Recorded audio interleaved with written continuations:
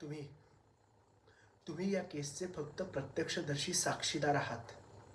केस solve करणारे न्यायाधीश नाही आहात. आणि इतकंच जर तुम्हाला हवं असेल ना, तर मग पोलिसांना कशाला बोलवलंय? एक काम करा, ही जी सगळी केस आहे ना, ही तुम्ही सॉल्व्ह करा. हं? आम्ही निघतो. चला रे. मग हे बघा, मला उलट उत्तरं देऊ नका. पोलिसांच्या कामकाजात ढवळाढवळ केल्याबद्दल तुमच्यावर गुन्हा दाखल होऊ शकतो. That's better. तुम्हाला विचारलंय? ज्यांना विचारलं जाईल ना, त्यांनीच उत्तरं द्या. एक मिनिट. मला कोणत्या राजकारण्याची वगैरे धमकी द्यायची नाही. मी कुठल्याही राजकारण्याला घाबरत नाही. आणि ही केस सॉल्व्ह करण्यासाठी इथे आलो आहे. कोणत्या राजकारण्याची मक्तेदारी करायला नाही. तुम्हाला मी परत एकदा सांगतोय, या केसच्या कामकाजात तुम्ही अडथळा निर्माण करताय. बाहेर व्हा. तुम्ही बोला, काय काय बघितलं प्रत्यक्षदर्शी साक्षीदार म्हणून? अच्छा, हे बघा, तुम्ही जे काही बघितलंय ना, ते सगळं खरं आणि जसंच्या तसं आम्हाला ऐकायचं आहे. जबाब नोंदवून घ्या यांचा. तुम्ही या, समोर या. आता बोला. नाही, केव्हापासून खूप आवाज ऐकतोय तुमचा. आता तुम्ही बोलाच.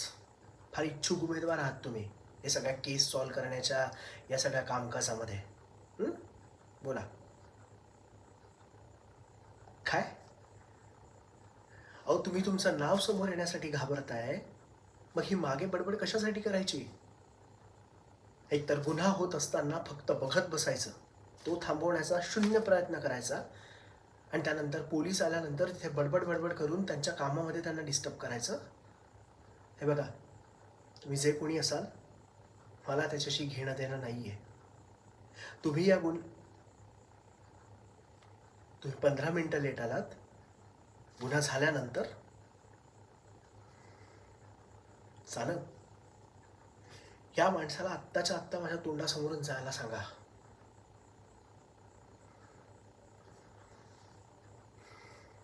तुम्ही झालं तुमचं? Please leave. सानप, तुम्ही बघताय का? या ठिकाणी तेच पेन सापडलंय. कॉफी मग सुद्धा ऑलमोस्ट सेम आहे.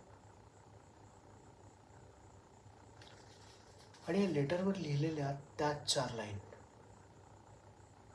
सप्तसुरांना मी एकत्र आणणारच.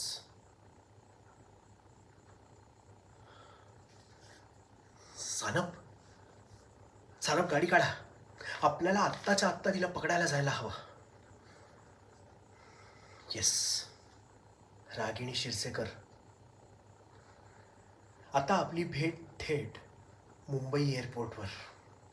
आता पुढचा गुन्हा तुला मी करू देणार नाही, कारण मला माझं ब्रीदवाक्य माहिती आहे. सद्रक्षणाय खलनिग्रहाय.